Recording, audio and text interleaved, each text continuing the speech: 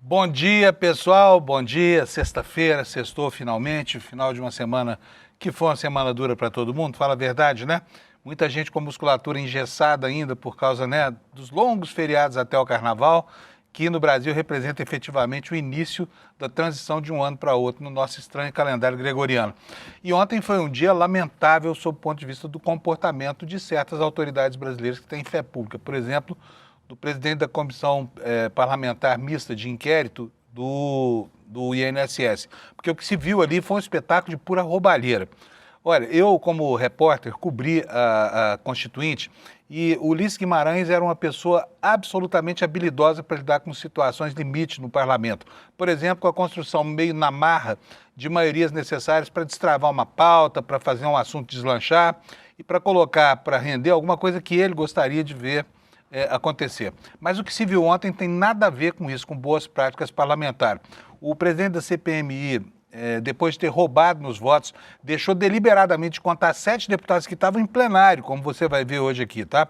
Para quê? Para impor ao governo uma derrota que pode ser, que pode representar para a oposição uma vitória do general Pirro, uma vitória de Pirro, uma vitória pífia, que vai custar muito mais caro do que a derrota custaria. E o que acontece? Bom, a oposição quer fustigar o presidente da República. Na falta de um escândalo qualquer de corrupção, que não há para atingir Lula, tentam colar nele a pecha de ladrão, porque afinal de contas é disso que sempre a oposição chamou o Lula, né?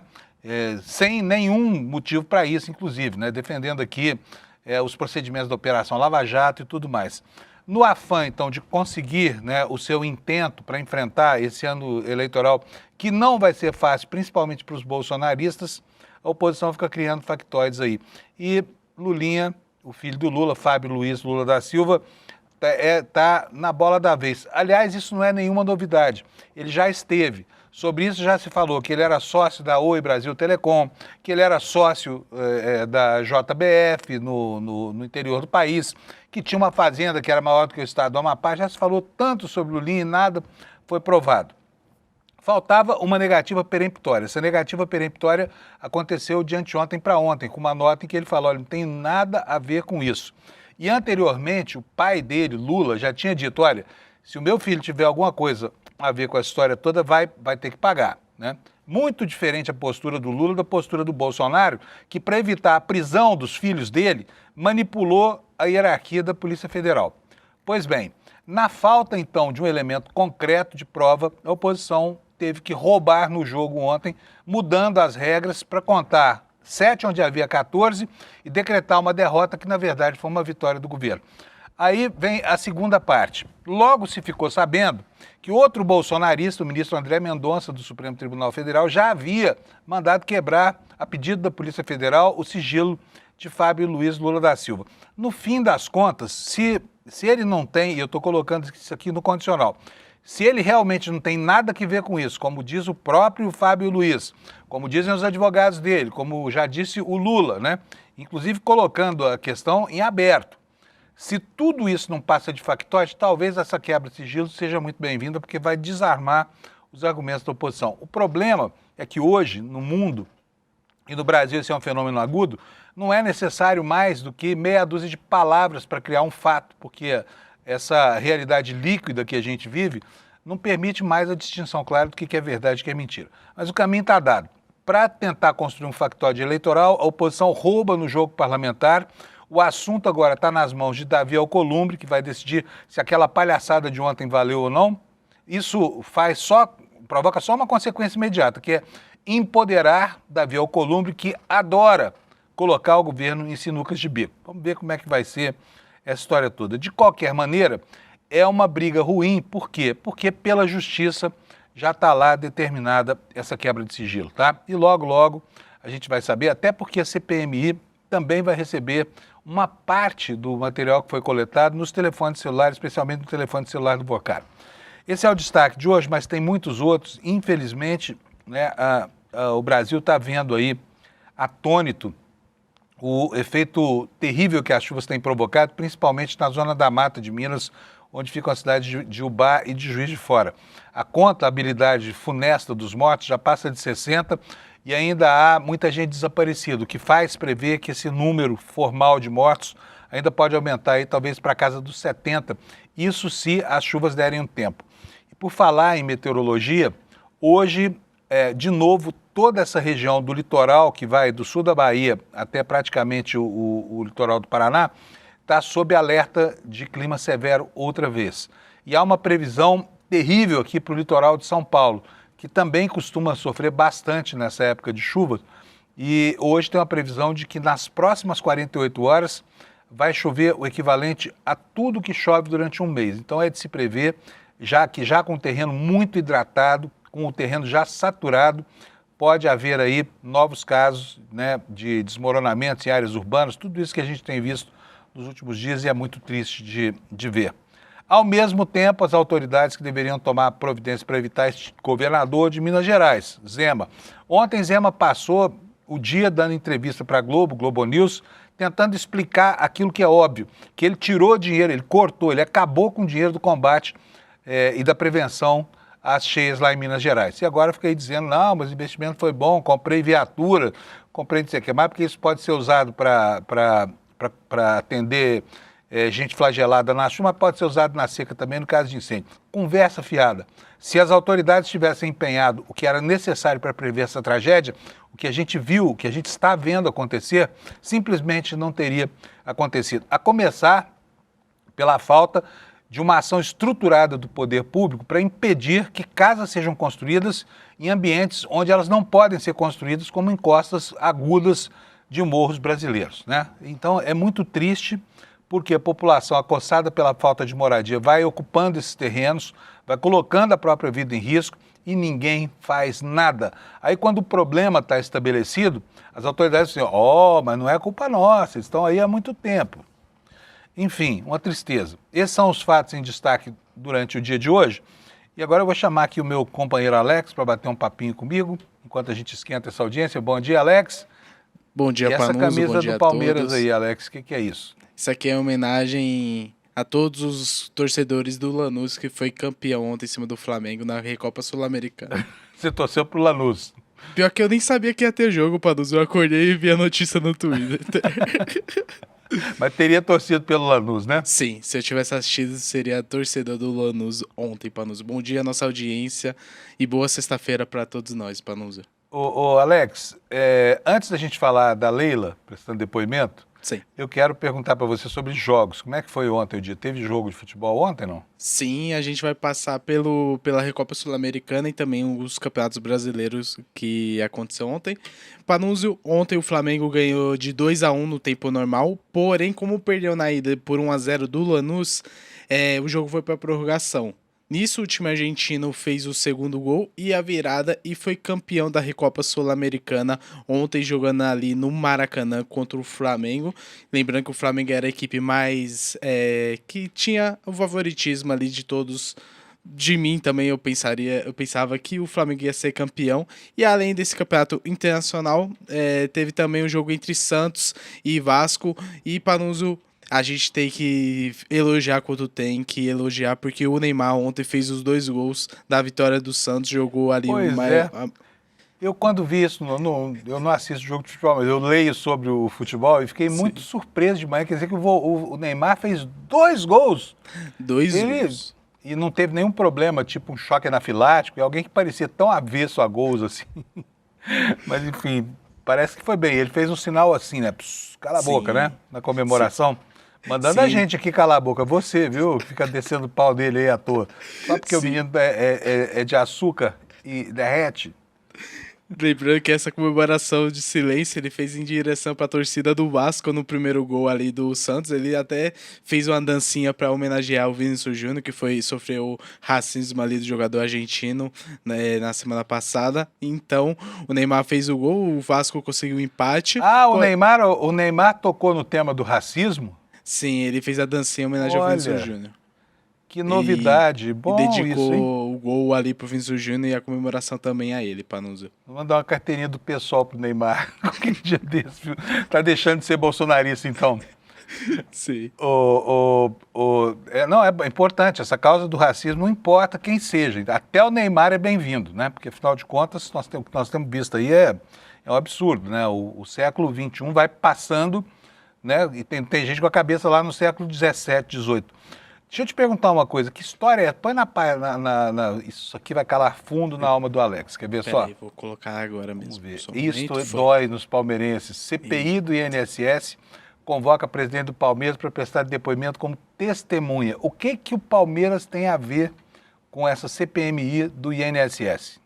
Certo, Panuzu. Lembrando que a Leila Pereira, além de presidente do Palmeiras, ela é dona e sócio proprietária ali da Crefisa. E o que acontece, Panuzu? Ontem, no meio daquele aglomerado da confusão que aconteceu lá na CPMI do INSS, o relator Alfredo Gaspar solicitou a convocação de Leila Pereira porque os idosos estavam reclamando que estavam sendo obrigados a abrir a conta sem nenhuma transparência dos serviços da Crefisa e além de outras situações que está envolvendo ali a Crefisa por não pagamento de algumas situações envolvendo também irregularidades ali com os órgãos fiscais e nisso o relator solicitou a presença da nossa presidente Leila Pereira na CPMI do INSS, lembrando que ainda não tem nenhuma data prevista, mas a gente pode ficar analisando, aguardando ali se ela será convocada, porque a oposição os relatores ali, os parlamentares denunciam uma manobra irregular da mesa da CPMI e estão pedindo o cancelamento dessa votação, Panúzio. Muito bom. Nós temos aí a imagem da confusão de ontem, eu vou pedir já para o Alex colocar para a gente, a confusão ontem lá na CPMI do INSS. Gente, que vergonha. Tem gente que, para ter uma vitória política, esquece completamente dos escrúpulos, né? Como dizia o ministro Jarbas Passarinho, as favas dos escrúpulos. Nesse caso de ontem foi muito vergonhoso, porque era óbvio que tinha alguma coisa errada. Bota pra gente aí um avant premier. Isso aí, a oposição comemorando, tá vendo só a roubalheira? Pode botar o áudio aí, Alex. E aí, olha só, aí começa a confusão. O deputado Rogério Corrêa vai lá para a mesa, tenta resolver no braço e acontece tudo o que aconteceu, uma briga generalizada. Agora, eu vou falar uma coisa também, Alex. Não reagir a isso seria uma heresia, né? Porque foi uma roubalheira deslavada, sabe? Sim. E aqui não vai torcida nenhuma, não. A gente está torcendo pela honestidade de propósito, sabe? Pelo comportamento decoroso de gente que quer ganhar de qualquer forma, né? E aí fica aqui a constatação de que o jogo do poder no Brasil não tem limite nenhum. Não tem honra, não tem decência, não tem nada e agora vale roubar desse jeito. Isso é igual tirar a bola do jogo, botar embaixo do braço e levar para casa. Isso que fez o presidente dessa CPMI ontem, né? E isso diz mesmo. Que não vai mudar de ideia, não vai voltar atrás. Vamos ver agora o que o gigante Davi Alcolumbre vai fazer a respeito dessa encrenca. Se ele vai se indispor com a turma do roubo nas regras parlamentares ou se vai, né? Mandar seguir o jogo e fazer outra, pelo menos isso, outra reunião da CPMI. O que não dá é para ganhar no tapa desse jeito. Concorda? Isso mesmo. Concordo, tanto que eu vi as imagens ontem eu fiquei meio incrédulo do que está acontecendo ali, o meio dos políticos saindo na briga, sendo que deveria ser ao contrário, a conversa tinha que ser definida, então vamos aguardar as próximas cenas e tomara que o Davi Alcolumbre retorne ali essa anulação, porque foi algo surreal que aconteceu ontem ali em Brasília, Panúzio. Vamos ver, Davi Alcolumbre não nasceu para resolver problemas, nasceu para criar problemas. Ele é um parlamentar que cria problemas. Para quê? Para faturar com a venda das soluções. Bom, gente, é isso aí. Brigadão, Alex. Foi boa conversa hoje aqui. Já são 7h14, eu preciso andar com o noticiário. E, pessoal, começando aqui pela meteorologia, né? Olha, veja aí na sua tela já a matéria no Valor Econômico dessa tristeza que é, né, o saldo de mortos numa região vulnerável, né, na cidade mais complicada de todo o estado de Minas Gerais, que é o estado mais complicado do país, porque as autoridades, a começar pelo governador, né, que é um palerma, que cortou 96% da verba de combate a enchentes, né? O resultado é esse aí.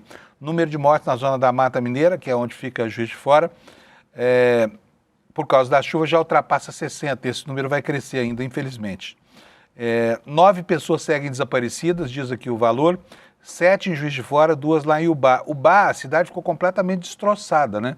Apesar de que a quase totalidade do número de mortes ocorreu em Juiz de Fora, mas em Ubá a destruição foi generalizada, né? É uma pena, parece que é uma cena de apocalipse o que aconteceu lá. O total de desalojados, diz aqui a matéria, de 5.510 pessoas, 3.500 delas em Juiz de Fora, 810 em Matias Barbosa, 1.200 lá em Ubá. O número de desabrigados já soma 253 pessoas só em Juiz de Fora. E voltou a chover forte na região ontem. Em Juiz de Fora choveram 140 milímetros nas últimas 24 horas e o INEMET diz que o tempo vai continuar ruim durante o dia de hoje, tá? Mas a preocupação agora dos meteorologistas é com o litoral de São Paulo. Então, surge essa outra manchete, isso aqui está no UOL, se você quiser ler a reportagem integral, você vai lá no UOL, daqui a pouco, tá? Não vai agora não, fica por aqui mesmo, senão você diminui a nossa audiência. E eu vou entregar a informação inteira para você. Olha, o litoral de São Paulo pode receber em 48 horas a chuva de um mês inteiro, tá? Vai chover nos próximos 2 dias, vai chover o equivalente ao que chove no mês inteiro, tá? E áreas extremamente vulneráveis, né? O que nos diz aqui a matéria do UOL? Está falando o seguinte, o meteorologista Gustavo Verardo, da Climatempo, está prevendo mais chuvas para o litoral de São Paulo, com risco de inundações e deslizamento de terra nas próximas horas.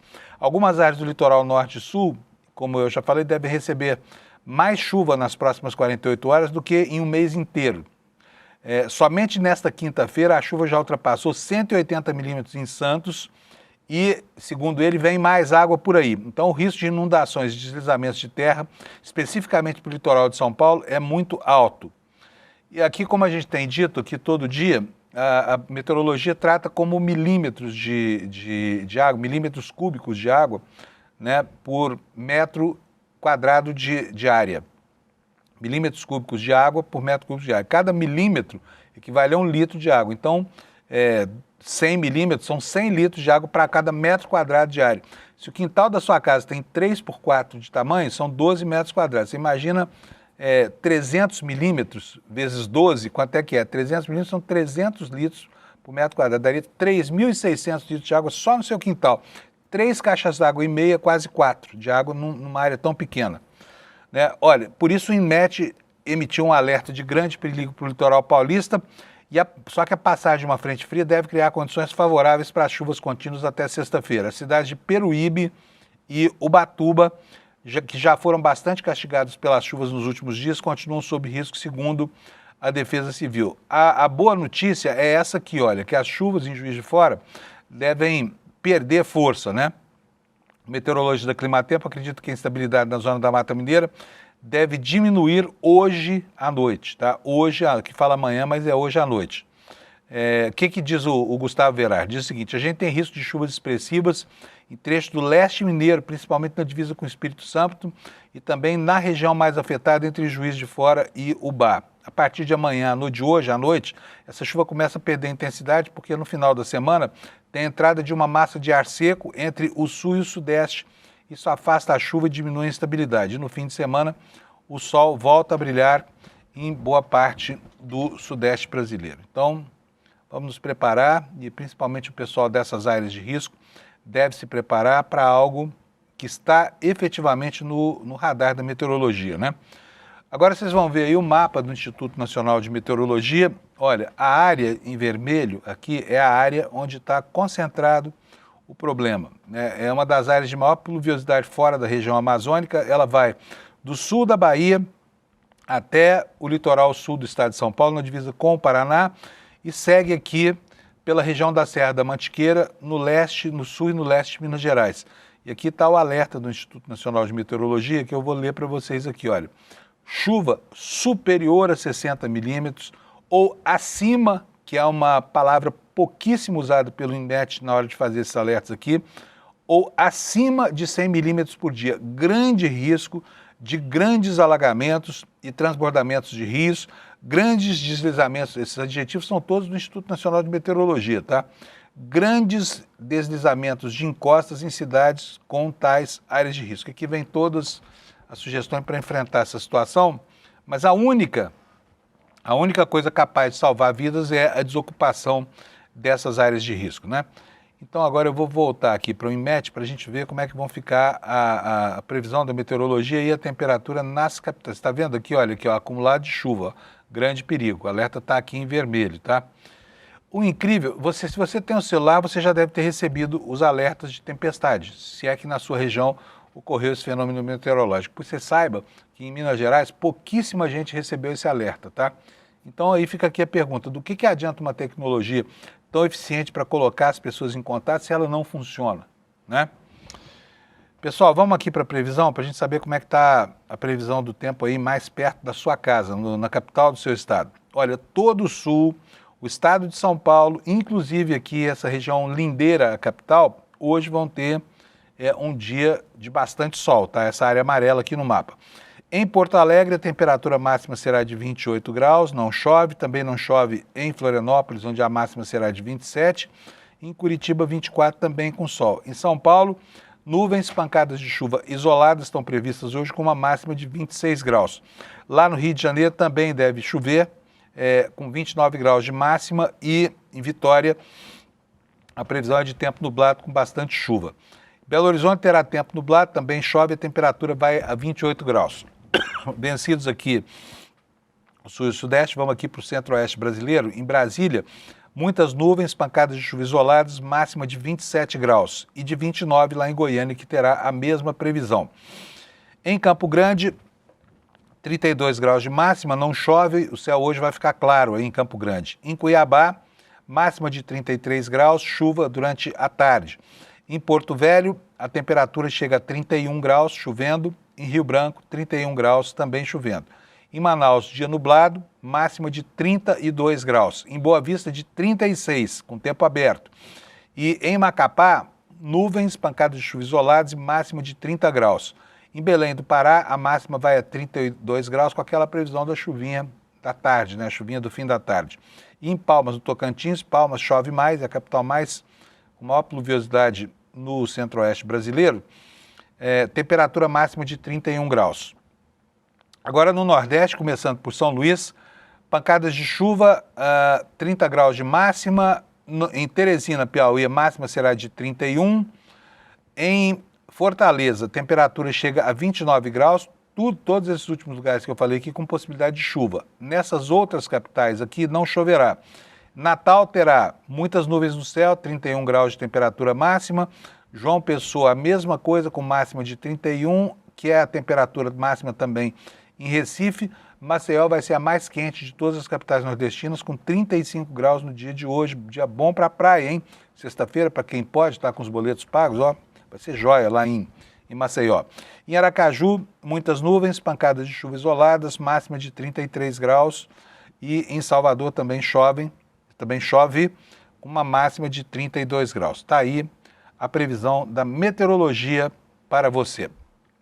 E isso posto, eu vou passar aqui a mostrar a capa do ICL, vou renovar aqui a página no meu computador, porque já mudou aqui, nas manchetes estão fresquinhas. Sabe aquele pão fresquinho que você deve estar comendo dentro da sua casa? É como essa sensação de ver o portal sendo renovado aqui a todo momento, né, às 7 horas da manhã. E a manchete principal, parlamentares pedem a Alcolumbre a nulidade da votação da CPI do INSS, como a gente já falou, né? O que a gente não sabia, e está estampado nessa segunda manchete aqui embaixo, em letras menores, é que o Supremo já havia autorizado a quebra do sigilo de Lulinha, porque a PF pediu antes que a CPMI se metesse nessa encrenca de ontem, tá? E, segundo o destaque, olha só, a confusão do Banco Master começa a estender os seus tentáculos definitivamente lá pelo BRB, né? Porque houve agora um bloqueio de ações do Banco de Brasília por causa da implicação com os escândalos lá do Banco Master. Aqui na nossa manchete está escrito que a decisão da Justiça do DF atende a um pedido do próprio BRB e atinge participações avaliadas em 376 milhões e meio ligados ao Banco Master, né? Nós temos falado aqui muito nos últimos dias sobre aquela história dos desembargadores de Minas Gerais que tiraram da cadeia um pedófilo que abusava sexualmente de uma menina de 12 anos, porque esses juízes entenderam que isso, desde que houvesse a aquiescência da menor de 12 anos, contrariando a jurisprudência, contrariando a legislação, contrariando a doutrina, que tudo isso podia indicar que essa relação, quando cria um nicho familiar, é uma relação tolerável. Tiraram da cadeia. Depois voltaram atrás numa decisão tão estapafúrdia quanto a primeira, mas mais positiva, né? E aí, olha só, nós estamos falando aqui, olha, chamando a atenção para o caso que pode ser muito mais comum do que a gente imagina, entendeu? 34 mil crianças têm união conjugal no Brasil, né? E a lei considera que até os 14 anos, sexo com adolescente, pré-adolescente ou criança, 14 para baixo, é estupro de vulnerável, tá? Por isso, é bom ficar atento para decisões judiciais, porque lá em Minas Gerais, vergonha para a justiça do país, né? A maioria dos casos, de cada 3 casos que entram lá tratando desse problema, de um homem que estuprava um menor, né? É estupro de vulnerável, de cada 3, 2 são absolvidos, tá? Com base nessa doutrina do distinguishing, né? Que é uma doutrina aberrante e anômala. Mas temos outros destaques aqui. Qual é o valor do teto salarial se fosse corrigido pela inflação? Né? Está aqui feita a conta de que ele seria 37% maior do que esse valor de R$46 mil. Quer dizer, seria um terço a mais. Mais ou menos uns 15 mil e pouquinhos reais aqui, o que levaria o salário limite para a faixa dos R$60 mil, né? Mais uma matéria aqui na coluna da Amanda Miranda denunciando algo que a gente já tratou com ela aqui, que é a Gestapo do governador de Santa Catarina. Agora não é do governador de Santa Catarina, é do prefeito de Florianópolis, tá? Aquele prefeito youtuber lá. Com voluntários, o AS de Florista substitui guarda com o efetivo mais baixo do país. É uma guarda voluntária lá que criaram uma milícia, né? Uma milícia típica lá em Florianópolis, para exercitar a política higienista que tem orientado as ações do governo de Santa Catarina. E olha, para as mulheres, né, que têm sido tão massacradas por marmanjos que, enfim, que são retrógrados e atrasados, que ousam ainda achar que o mundo pode ser resolvido, relações pessoais podem ser resolvidas com base na violência, uma notícia boa aqui, olha, o Exército indicou, né, tardiamente, quanto tempo faz? 500 e tantos anos que o Brasil foi descoberto e agora nós temos finalmente a primeira indicação de uma mulher para o cargo, para a patente de oficial general no Brasil. E ainda por falar em infância e todos os problemas relacionados, mais uma, né, das escolas cívico-militar, essa instituição em que a direita brasileira tenta substituir professores por policiais. Estudantes de Escola Cívico-Militar de São Paulo são obrigados a ajoelhar por uso inadequado de casaco. Isso porque a escola não distribuiu os uniformes a tempo, tá? Daqui a pouco a gente fala mais sobre isso. Vou chamar agora o Kleber Lourenço, já estou super atrasado com o Kleber, deve estar pé da vida comigo. Cadê você, Kleber? Bom dia. Bom dia, Panunzio, bom dia, comunidade do ICL, tudo bem? Tudo bom, desculpa aí te deixar esperando hoje, que a abertura foi mais longa aqui do que o usual. Sem problemas. Vamos lá, Kleber, qual é o primeiro assunto do dia? CPMI do INSS, pode ser? Eu acho que a CPMI do INSS a gente precisa começar com isso, né? Já que precisa. Foi uma confusão ali daquelas que vem marcando a Câmara dos Deputados nos últimos meses, né? Infelizmente, mas que é cheio de nuances e cheio de situações, assim, no mínimo peculiares, Panunzio, e graves também, viu? Uhum. O que é que aconteceu lá, fora a roubalheira de ontem do presidente? Olha, não foi só isso. Na verdade, a roubalheira foi o estopim de uma confusão que já ia se avolumando há semanas na CPMI do INSS e teve um desfecho ontem. O que acontece? Durante a votação dos requerimentos da CPMI do INSS, aqueles requerimentos são o quê? São pedidos de quebra de sigilo, de convocação para oitiva, ou também dentro desse sigilo, seja eles fiscal, telefônico, enfim. Já há semanas falava-se sobre quebra de sigilos de pessoas como, por exemplo, o pastor Fabiano Zettel, ligado à Igreja da Lagoinha, assim como quebra de sigilo bancário da Clava Forte Bank, que eram o banco da Lagoinha, assim como quebra de sigilo telefônico e fiscal do fundador da Lagoinha, o pastor André Valadão. O que acontece? já era há muito tempo, tanto é que teve até aquele caso da Damares, que fez também aquele post falando dos pastores que teriam algum envolvimento também no caso do INSS. Havia uma pressão sobre isso, e os parlamentares já criticavam a postura do senador Carlos Viana, presidente do colegiado, que não pautava esses requerimentos. Inclusive, vale ressaltar que o pastor Carlos Viana, ele é um fiel da Igreja Lagoinha. Então, em certo aspecto, ele estava evitando ali, embarreirando a convocação e a aprovação de requerimentos ligada a uma agremiação que ele faz parte. Isso já, por si só, já é muito grave. Diante dessa discussão, o senador Carlos Viana colocou para votação o requerimento envolvendo ali a quebra de sigilo do famoso Lulinha, né, o filho do presidente Lula. E, durante essa votação, ele alegou que contou os votos do governo, que o governo tinha menos votos que o necessário para barrar essa convocação. Na verdade, o governo tinha 14 votos e instalou-se toda aquela confusão. O que os parlamentares ficaram incomodados naquela situação toda, Panunzio?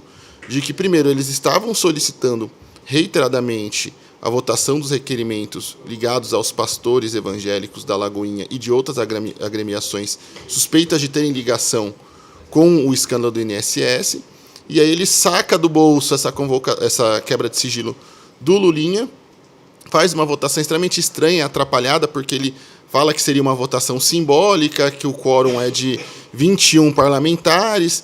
Aí, durante a transmissão, ele fala, contei 7, como tem 7 menos do que o necessário para barrar, vocês perderam.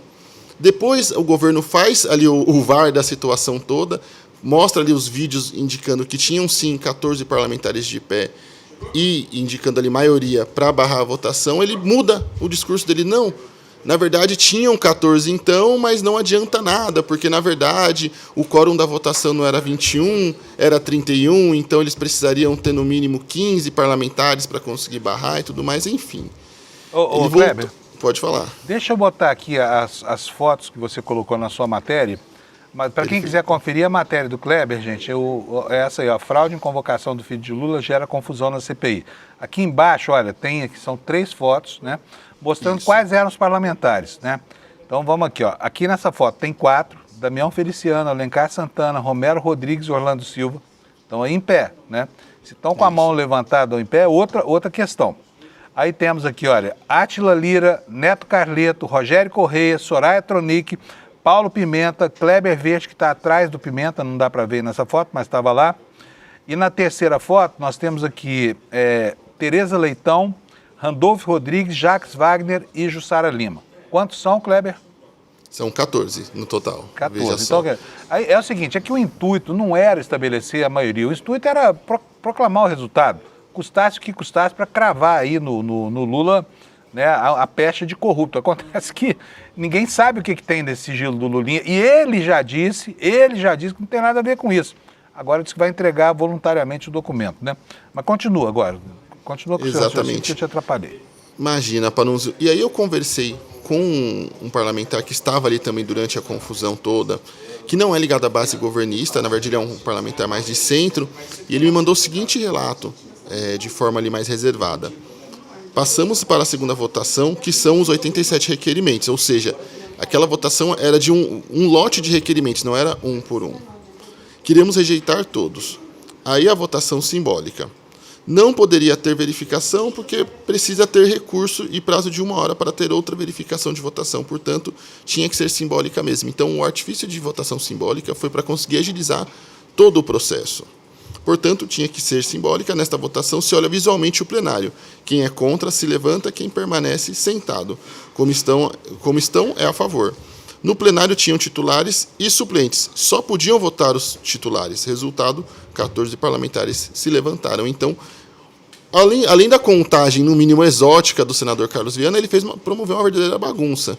Ele podia ter feito pelo sistema eletrônico, mesmo que ele atrasasse o processo, teria evitado essa confusão. Não, puxou a votação simbólica, que tem esse modo de contar mais arcaico, que levanta a mão, fica de pé, e aí gera essa confusão. E tudo isso vem acontecendo na esteira de quê? Para evitar e tirar do centro do debate a discussão sobre os requerimentos envolvendo os pastores da Igreja Lagoinha e o banco, que era da Igreja Lagoinha. Inclusive, esse banco tem uma história extremamente estranha, Panunzio, porque ele foi aberto em 2024 e funcionou por apenas 1 ano. Depois foi fechado e o pastor André Valadão alega que ele foi aberto apenas para atender algumas demandas internas da igreja e atender essas demandas e depois fechou. Quem abre um banco inteiro por um ano só para atender uma demanda específica de uma situação, seja lá qual for, que não ficou especificada pelo pastor, e depois fecha? Então, é muito estranho esse episódio, é muito estranho tudo isso que está acontecendo, e os parlamentares da base governista veem sim essa história de puxar a convocação do filho do presidente Lula como um artifício do presidente da comissão para fugir e tirar a sua igreja que ele faz parte das investigações da CPMI do INSS. Estamos virando um evangelistão, de fato, né? Como o Talibã Gospel. Talibã Gospel. Como o tempo tá escasso hoje, Kleber, vamos passar aqui para essa questão do estupro de vulnerável, né? Tem duas matérias boas do Kleber hoje no site. Uma delas é essa que eu vou mostrar para vocês aqui, que é sobre a relativização da aplicação da lei do estupro de vulnerável. A decisão desse desembargador de Minas Gerais chamou a atenção do país para essa história de que tribunais têm exarado acórdãos aí que contrariam não só o texto da lei, como também a própria doutrina e até as súmulas do Supremo Tribunal Federal e do Superior Tribunal de Justiça, né? E eu fiquei muito impressionado com o dado de que lá em Minas Gerais, de cada 3 casos que são julgados, 2 acabam com a absolvição do estuprador de menores. Kleber. Exatamente. E não só essa decisão do Tribunal de Justiça de Minas Gerais chama a atenção, mas existem uma série de decisões judiciais ao redor de todo o país que acabam sendo favoráveis a estupradores de menores de idade. Então, eu levantei alguns casos, por exemplo, na Bahia, no Rio Grande do Sul, em São Paulo. E em São Paulo, o caso mais escandaloso, porque o que acontece? Um fazendeiro se relacionou com menores de idade, e aí uma das alegações usadas e que foi apoiada pelo Tribunal de Justiça foi de que ele se confundiu com as idades das menores e que, inclusive, o que justifica essa confusão toda seria que a menor seria uma prostituta.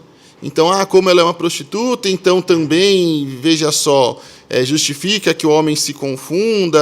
Houve toda uma suavização do caso e esse fazendeiro também foi absolvido por conta dessa situação toda. Então, veja só como não é uma exclusividade do Tribunal de Minas. Tá? É uma coisa que está acontecendo no país todo já há muito tempo. A gente tem casos ali de mais de 5 anos atrás, a gente tem casos de mais de 10 anos atrás acontecendo todos os anos. E aí ficamos sabendo, né, retomando aqui algo que está no censo, que tem 34 mil crianças em estado de união conjugal no Brasil. Quer dizer, estão sendo abusadas sistematicamente, né, porque são casadas com homens que, embora sejam estupradores, são bem-vindos pelas famílias e tudo mais, né, Kleber? Exatamente. E aí vale também deixar muito claro que desses 34 mil, 7% são casados, inclusive, no civil e com casamento religioso também. Então, tiveram cerimônias religiosas e também a formalização civil dessas uniões. Então, isso torna ainda mais absurdo. Basicamente, temos ali um cenário de legalização do casamento de adultos com crianças. Isso é muito grave.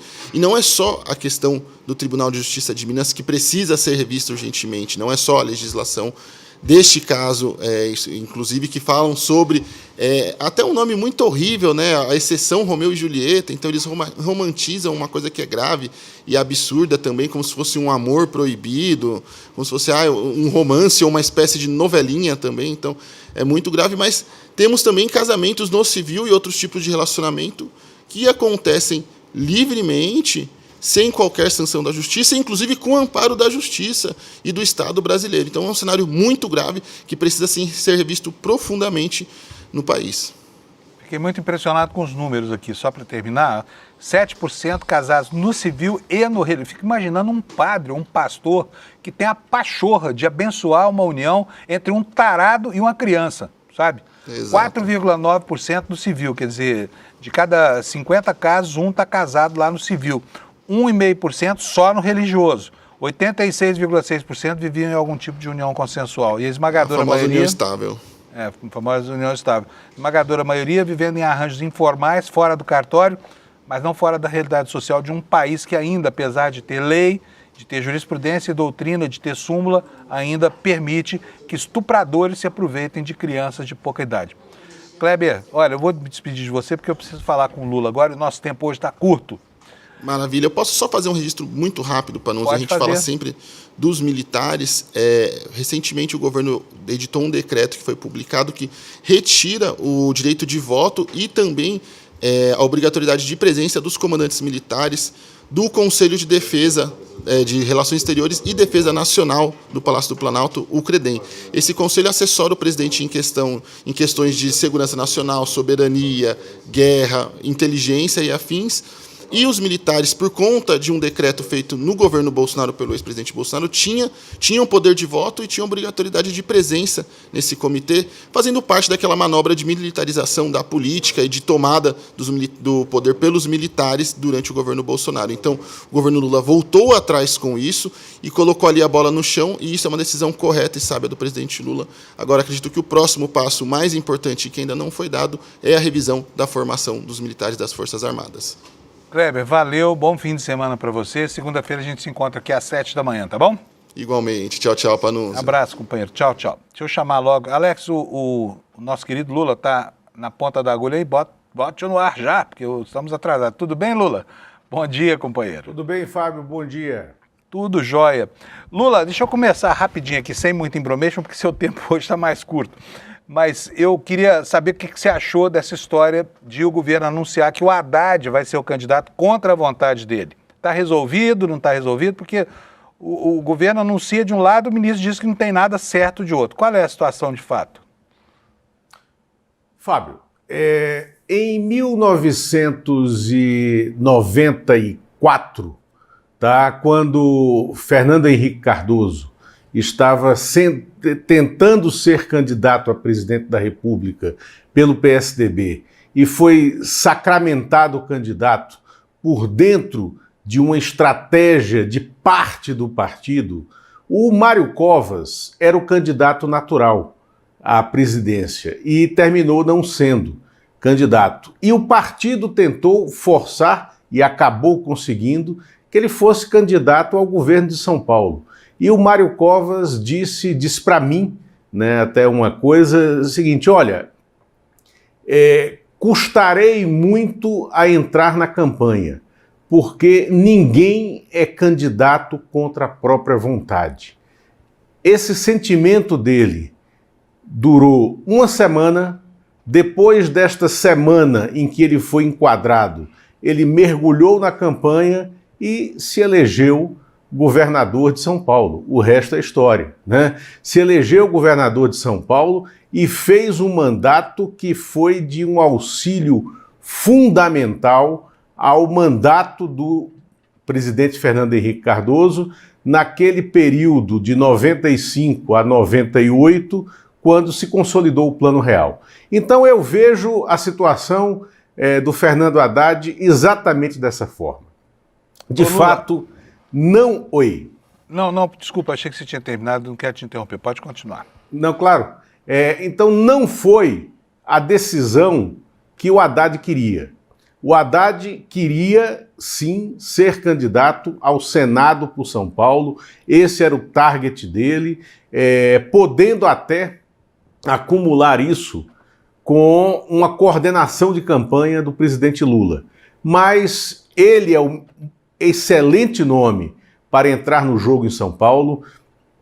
A decisão do presidente Lula se dá na esteira da decisão tomada em Minas Gerais, onde o Lula convocou o Rodrigo Pacheco, senador, que irá para o MDB, né, e disputará como candidato dessa base governista ampliada, fazendo um grande acordo em Minas Gerais. E aqui a gente está falando do seguinte: o Lula convoca o seu time, a sua seleção, para entrar em campo no jogo em São Paulo e Minas Gerais, não à toa os dois maiores eleitorados do país, e aonde é fundamental que ele tenha uma votação expressiva, porque nesses dois colégios a eleição se decide.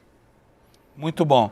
Lula, como é que você viu essa roubalheira? Porque não há outra palavra para descrever o que aconteceu ontem lá na CPMI do INSS. Ficou muito claro que a ordem ali é ganhar o jogo de qualquer forma, fazer gol de mão, dar canelada, chute nas áreas sensíveis para tentar cravar no Lula a pecha de corrupto. Eu queria saber como é que você viu a bandalheira, porque olha, eu vi na Constituinte o Ulisses Guimarães resolvendo impasses institucionais na base da forçação de barra, mas nunca para mudar uma decisão consensual, uma decisão onde a maioria tinha se expressado, como era claro que se expressou ontem nessa votação da CPMI que quebrou o sigilo do Lulinha.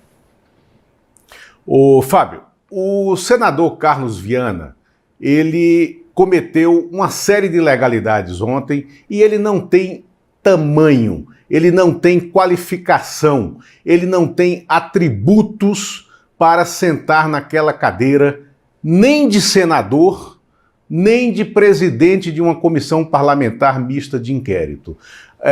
O VAR do Senado vai levar o senador Davi Alcolumbre a anular aquela sessão porque ela foi ilegal, antirregimental, né, e absolutamente inconstitucional o que aconteceu ali. Então ali não aconteceu um erro, ali aconteceu um crime contra o regimento comum das duas casas e contra as regras que regem o funcionamento das votações. Segunda questão, o senador Carlos Viana informou ontem, por nota do seu gabinete, que não adiantava anular a sessão porque ele já tinha expedido os requerimentos de quebra de sigilo e de convocações que já tinham sido votados naquela sessão ilegal. Ele não pode fazer isso. Ele não é poder isolado dentro de um conjunto que é o Congresso Nacional. A democracia exige ritos, rituais e regras, né? Então, ele não tem esse poder sentado na cadeira de presidente da CPMI, passando por cima do poder do presidente do Congresso Nacional.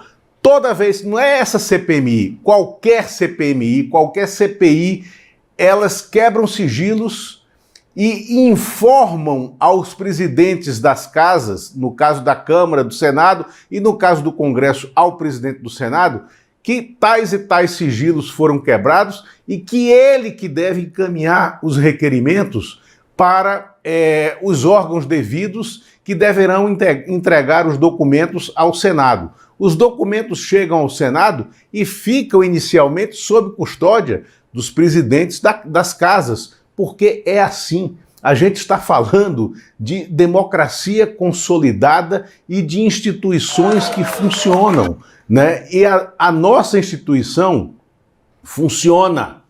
A democracia brasileira funciona. O senador Carlos Viana ontem cometeu ilegalidades, terá que ser barrado por isso, punido por isso. Agora, vemos que essa desqualificação vem desde a origem dessa CPI. O relator Alberto Gaspar, ele faz perguntas aos depoentes andando pela sala, como se estivesse num show de Truman, em que o Truman é ele mesmo, né? E ele é um youtuber lá em Alagoas, ele tem programas dessa área lá em Alagoas, então ele transformou a CPMI no seu programa de rede social, aonde ele é o protagonista. Eu nunca vi em CPI alguma, em toda a história do Congresso, um relator que não se dá ao respeito, como o Alberto Gaspar, e que fica fazendo pergunta aos depoentes como se ele fosse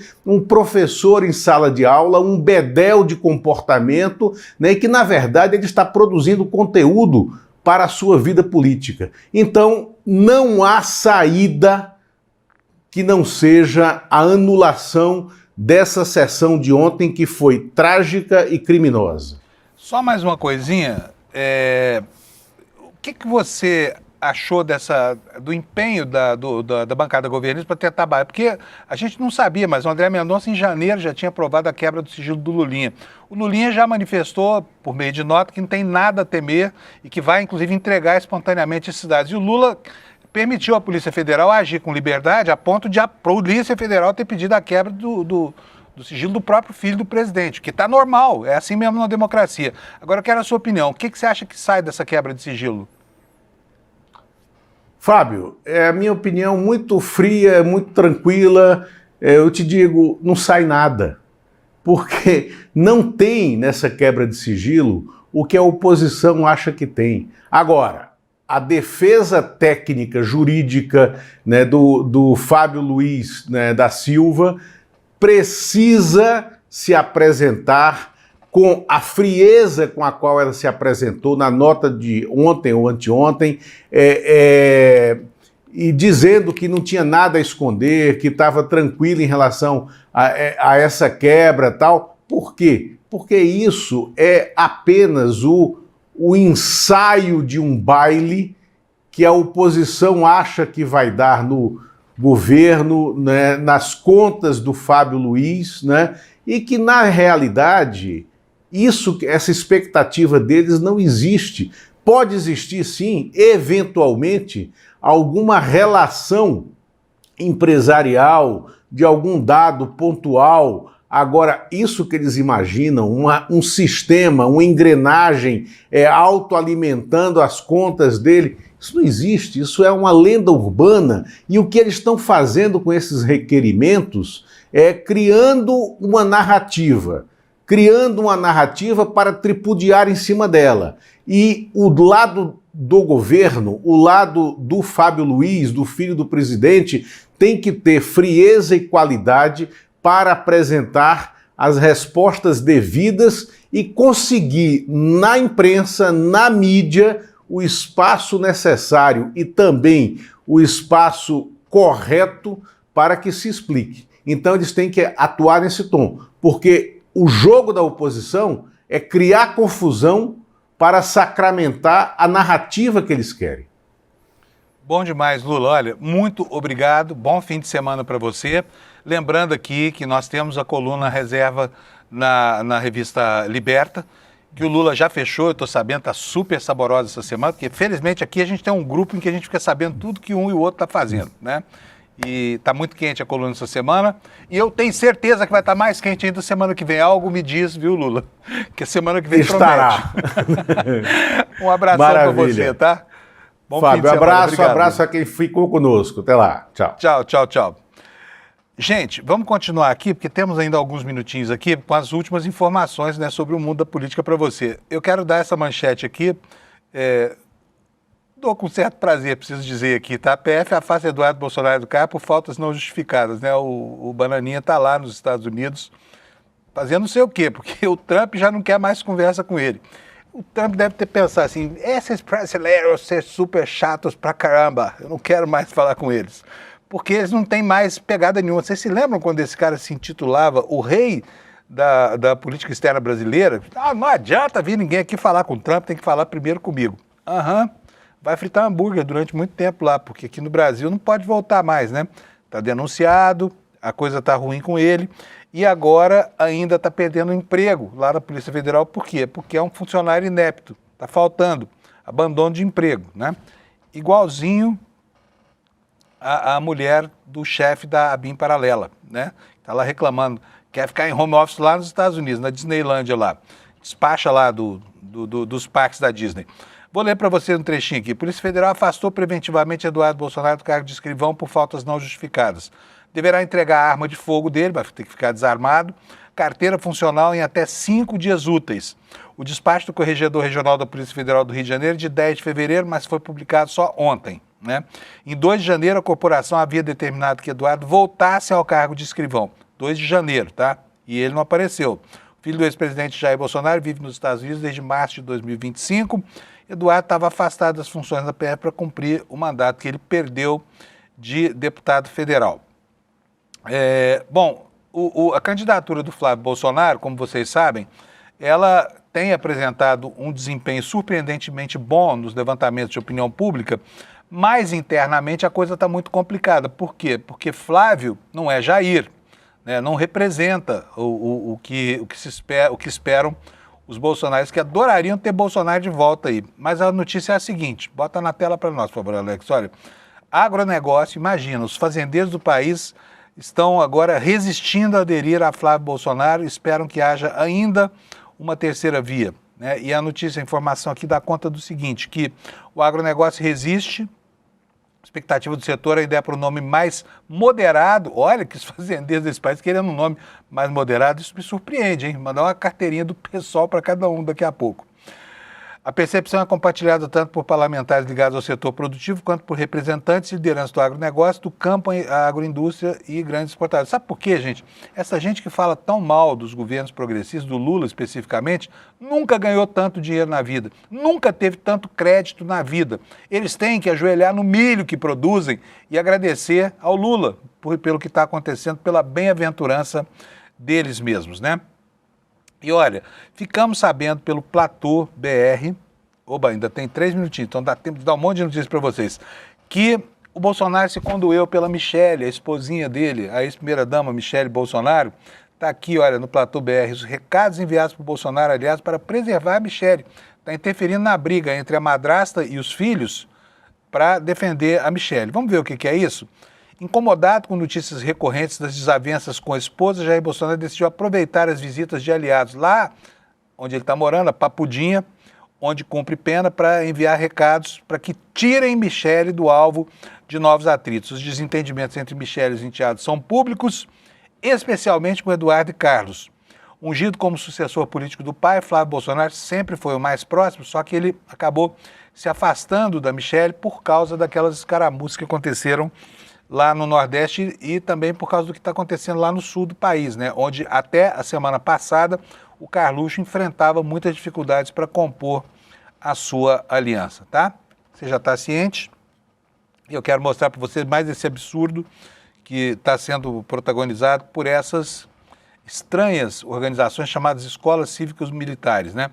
Olha, isso aqui foi uma coisa horrorosa, quer dizer, bota policial militar para dar aula e bota professor para fazer a segurança de um país conflagrado como o Brasil. Não vai dar certo, né?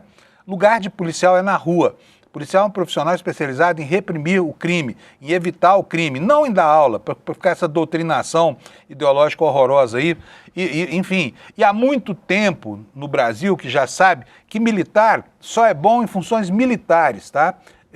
Quando o militar resolve virar ministro, presidente, e além da sua área de expertise, não funciona. Lembra do Pazuello no Ministério da Saúde? Olha o desastre de que eles são capazes de fazer. Eles não têm competência técnica para nada. E aí vão botar os caras para ensinar a criança brasileira a aprender conteúdos pedagógicos. Não deu certo. Olha aí, ó. Alunos da Escola Militar Sede 1 de Itapuã, no Distrito Federal, foram submetidos a punições exemplares por utilizarem blusas de frio de cor inadequada. A escola não deu os uniformes e os alunos eram obrigados a ir com roupas pessoais descritas pela escola, camiseta preta, sapato preto. Quem não tinha, dane-se, não importa que está no enclave pobre, entendeu? E aí, esses sujeitos que não entendem absolutamente nada de educação foram punir os alunos porque eram pobres demais e não tinham outras roupas. E a gente vê aqui, olha, tá vendo só? A cena de humilhação que aconteceu para esses alunos que foram obrigados a fazer flexões de braço e outras coisas, né? Mano militare. Uma pena que aconteça isso no Brasil e que ainda tenha gente que defenda que lugar de militar é dentro de sala de aula. Lugar de militar não tem encrenca, tá bom? Guerra nas fronteiras, tráfico de drogas, disso que eles entendem. Deixem as crianças para os professores. As crianças precisam de professores em sala de aula, não de militares. E com isso eu encerro a edição de hoje, porque já são 7h59, dizendo para vocês que ontem nós tivemos o lançamento do oráculo aqui do ICL, e olha, foi um sucesso. Recebi diversas mensagens aqui de pessoas que ficaram muito bem impressionadas. Quero citar uma do professor Eric, da Universidade Federal de Santa Catarina, que me escreveu de madrugada dizendo, gente, isso é o máximo, nós vamos mudar o Brasil com o oráculo. Se você, por acaso, não assistiu a apresentação do oráculo ontem, não deixe de assistir, até por curiosidade, tá? Você tem muito a ganhar com isso. E é de graça para você. A apresentação está aqui no despertaicl.com.br. Vai lá, estão abertas as vendas aqui. Você vai entender o que é e decidir se deve ou não aderir. Espero que você adira, até porque isso que você paga pelos produtos do ICL, paga o meu salário, o do Alex, o de toda a equipe que leva para você o melhor jornalismo do país, tá bom? Bom fim de semana para você. Espero que você tenha um descanso merecido e a gente se encontra aqui segunda às 7 da manhã. Tchau.